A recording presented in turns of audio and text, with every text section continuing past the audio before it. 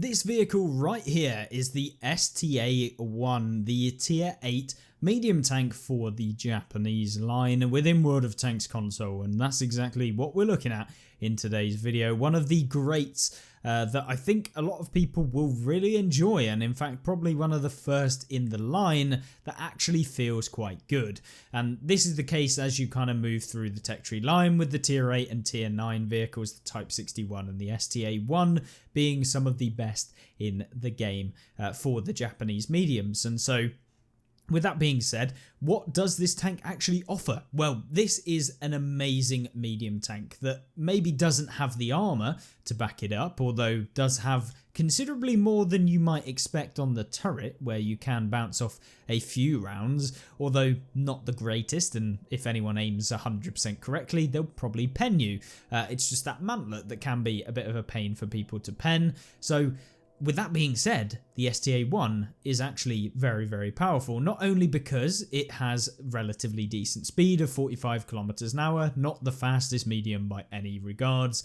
It has amazing view range of 512 meters, allowing you to not only have the maximum view range within the game of 440 meters, I believe, but also being able to negate the camo factor of vehicles in bushes and stuff like that as well. So that allows you to spot people from further away than, or the maximum distance away from you, whilst also negating their camo factor as well, so you can spot them much easier.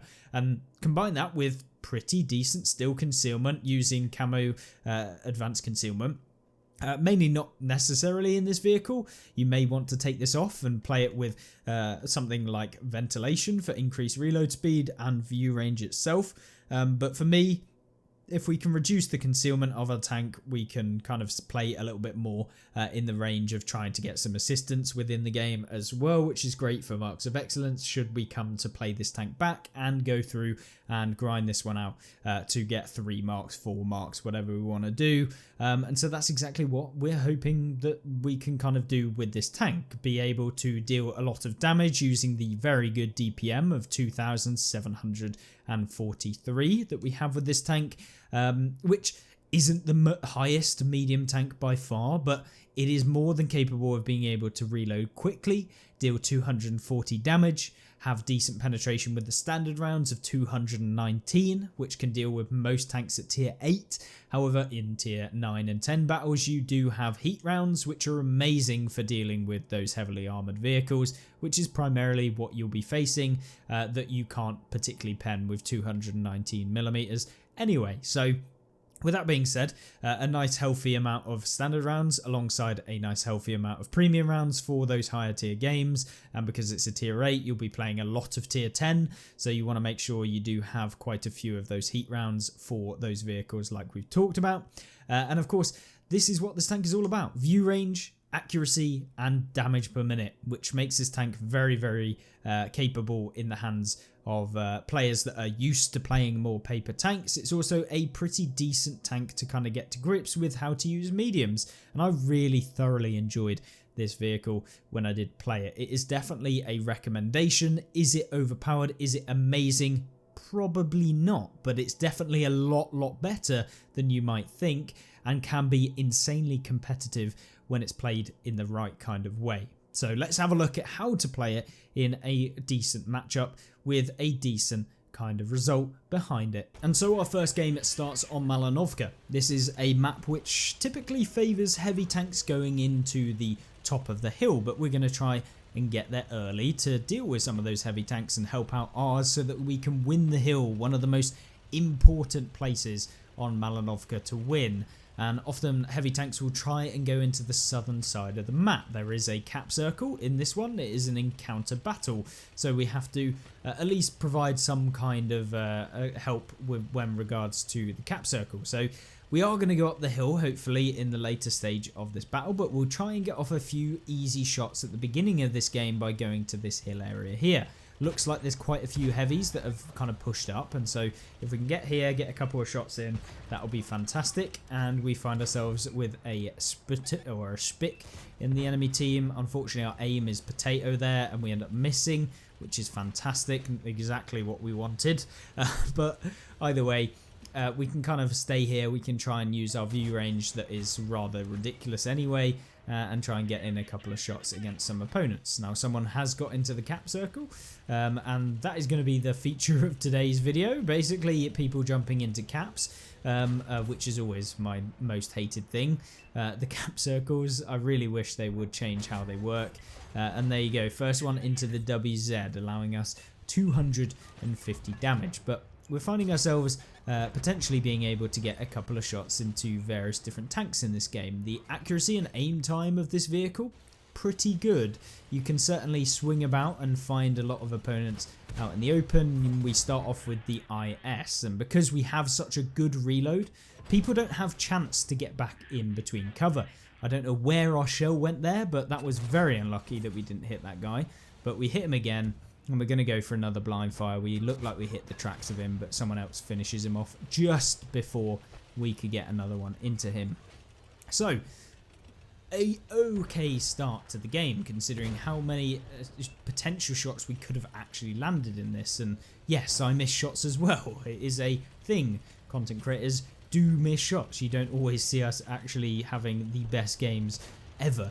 And so with this one, we're going to try and pump up that damage number towards the later stages of the game.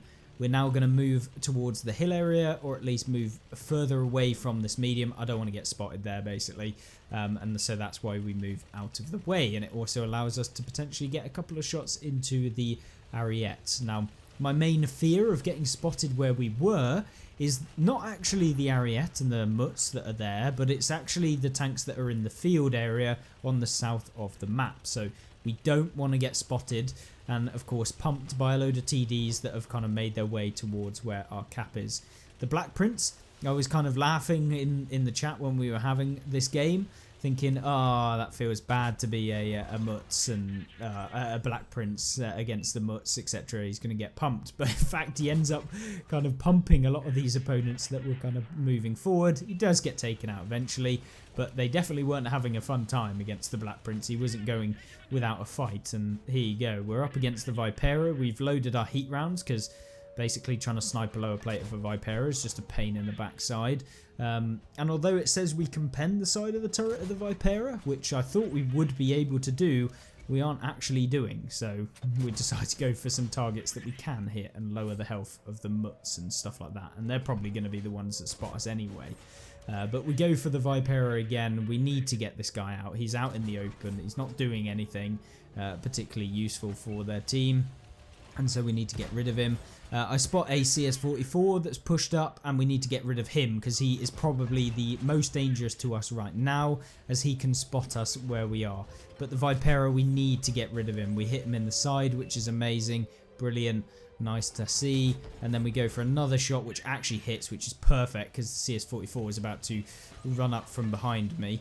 But we're going to try and use the camo of this vehicle, which, as we said, very good camo, to escape this guy without getting hit. And that's exactly what we do. So although the game only up to 1800 damage, don't count out your games. When you maybe think that you've had a bad game, don't go doing anything silly. You can still have really good games, and you can see here we're about to start farming some of these last remaining vehicles. The Chrysler there, exposing some of the side armor, which allows us to get in a shot. There's an M56 that's pushed up. We go for a blind fire on him. Don't manage to hit him, but there is 19, 18, 17 seconds left on the cap circle before they end up actually capping us out, and it is high time we get towards there before we end up losing to cap. And as I said, I blimmin' hate losing to cap circles, and maybe we'll get there. Please, please, please. We hit the Dragon literally on the dot where we needed to hit him. Oh my word. That couldn't have been any closer, and I honestly feel that is justice for all of the cappers that decide to jump in the cap. I despise the cap circle mentality. I mean, what sort of gameplay is that? Surely you want to take out the tanks, not end up fighting into the cap circle every single game. But hey ho, either way, we need to start removing some of these guys. I don't want them surviving. Goodbye, Mr. M56. There's still one left in the game though. Here's the Progetto, which we hit quite easily there. We're up to 3k damage. We want to get rid of this super Hellcat. Bye bye, Mr. Kappa. It's time to get out. And of course, if they hadn't been in the cap, they probably would have won this game because they would have been able to support their teammates and probably finish us all off by overcrowding us. Unfortunately for them, that's not going to happen in this game, and they're going to end up losing. So capping, not a great idea for the majority of players. It's only when you know that you are going to lose that you might want to cap. Yeah, you're going to learn a hell of a lot more by not capping, and you're going to end up getting better and win more anyway than, you know, jumping into the cap circle. This is my whole kind of argument towards getting in the cap, is that you don't learn when you jump in the cap. So, and most of the people that do get in the cap aren't players that have particularly learnt all too much about the game. So get as many learning experiences as you can in the game, and you'll probably do a lot better. So with that being said, we're up to 3.3k damage with just an M56 Scorpion that was over here. So hopefully we can push towards him, find him, but instead he's gone up the hill. Wasn't quite sure why, but we decide that we're going to put in a couple rounds against him. Ideally I would have loaded HE here, but there's no point now, but I would have loaded it earlier if we could. But we finish him off with that final shell, picking up just under 4,000 total damage with 2,000 assistance. So a very nice game. A victory, of course. 1940 base XP with 5 enemies taken out within this game, and yeah, not a bad result whatsoever. Really enjoyed playing the STA1, but there's still one more replay that I really want to showcase to you guys because it's super fun and slightly better than this one in terms of damage, I believe. And so jumping into a map that doesn't typically suit a medium tank, the probably bane of artillery's existence in World of Tanks console, which is always good when you get that map. But the, of course, STA1 on Himmelsdorf. The Himmelsdorf map is one that typically heavy tanks will do better at because it is a very close quarters engagement fight where you can't use view range to your advantage. One of the big downsides of playing the STA1 is that it relies on view range to perform to its utmost ability. Or does it? Because of course, as we said, the damage per minute is quite good on this vehicle, and provided that you play it in a supporting role, you should be able to do quite well. Now, one thing that is potentially risky of me going up here at this point, and I should always keep it in mind when I do go up the hill, is that there is only one other tank with me. So if a lot of the enemy team gets spotted coming up to the top of the hill, we are going to be in a severely bad situation. So we need to be ready to evacuate and go to action stations and run away because, yeah, if there are 4 or 5 tanks that come up here, we can't take them all on at once, even if we are in 2 top tier vehicles. So with that being said, we found ourselves a tasty snack, which is all of the tanks that have kind of gone to the lower side over by the heavies and, of course, the T-43. Felt kind of bad for basically clubbing all of these guys, but when they're giving so much of their armor away to me, then you know, you got to do what you got to do. And of course you can see here that we can see almost into the entire railway track, and hopefully we can get some extra damage. Now I push up over here to see if we can spot some of these vehicles, and unfortunately for the KV3 we are seeing this guy. Looks like the KV3 is going to have a bad day against us because, yeah, I mean, even if we consistently bounce off of him, if I decide to load heat rounds, he's not going to be feeling all too good. Our medium tank is actually pushed over, and so that means there's no one basically up here, which is very rare for a Himmelsdorf game, that nobody on the enemy team actually pushes.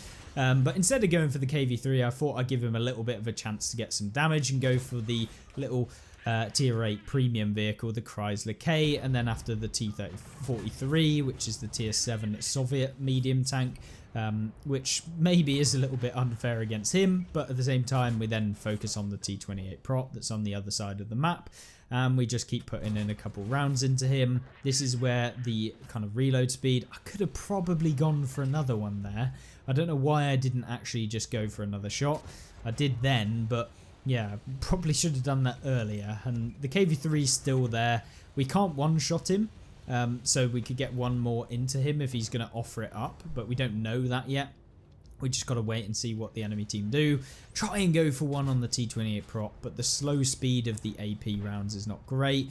And then I feel a little bit bad that the KV3 stopped the T-43 from going backwards. And yeah, feels like getting fish in a barrel, if you know what I mean. And unfortunately for them, they do find that out a little bit too late. That's why you probably don't want to push in a heavy tank down to where the KV3 is. You want to play on the corner beneath me, where you're seeing the rest of the heavy tanks on the minimap. That is really where you want to be taking your heavy, not to there, because often you can't even outspot the opponents that are on the hill, so you're just going to get farmed in a heavy. So yeah, not ideal. Felt a little bit bad shooting at the KV3 here. But if he's going to give me damage, he's going to give me damage, and I'd rather have it than someone else. So, with that being said, we push up to here. This is a bit risky because everyone can hit you from down there, so we've got to be careful. We've also got to be very careful as to trying to go down. But we finish off the KV3. I apologise if that was you playing the KV3. I know it might be a pain to play that tank. But at the same time, we've got a little Goranich who's, of course, pushed down. He's got pretty good reload speed, so we need to make sure we get him. And there you go, we do. Didn't realise that there was a Sturm Tiger P, which could have been very, very bad for us. So, yes, Sturm Tiger P, not the best tank to get hit in a paper vehicle. But at that point, it's time to push down. Off of the hill. There's nothing up here for us to do. Most of the tanks are going to be somewhere else, and so we come down here, we go over the little rubble pile, and we fire just as our elevation isn't able to hit this guy. He then jumps into action, realizing that he's been spotted, and so let's go and push this guy. He's going to try and run away. He then crashes, which is another feels bad. I felt like I was just clubbing in this game. And we jump on top of him because, you know, we want to jump on top of him. It's funny. And there we go. We take him out from the game. Just definitely felt like a bit of a club game, this one. Playing up against people that maybe didn't know how to play as much, I guess, or play as sweaty as maybe I'm playing in this game. So, yeah. Definitely felt bad for some of the people. Maybe their first time playing, maybe they're just a very casual player and haven't spent hundreds of days like I have, because, you know, when I was 14 and 15 spending my life on this game, yep, it definitely teaches you a lot, and most people aren't going to be able to do that, which is perfectly acceptable. So, yeah. Whether I would take that time back now? Probably would, but at the same time, it's got me to where we are in the game, and unfortunately for us, our team cap, allowing us to not get any more damage against the 2 tanks left alive on basically no hit points. Brilliant. Best way to play the game. Let's cap. Either way, 1750 base XP with 4408 damage done on a town map, shooting fish in a barrel, getting a mastery badge in that one. And a really, really fun tank overall. Hopefully you enjoyed this video. Make sure if you want to see more gameplay and tank reviews, then you check out this video on screen and playlist. And I will see you in the next one. Have a great rest of the day. Goodbye.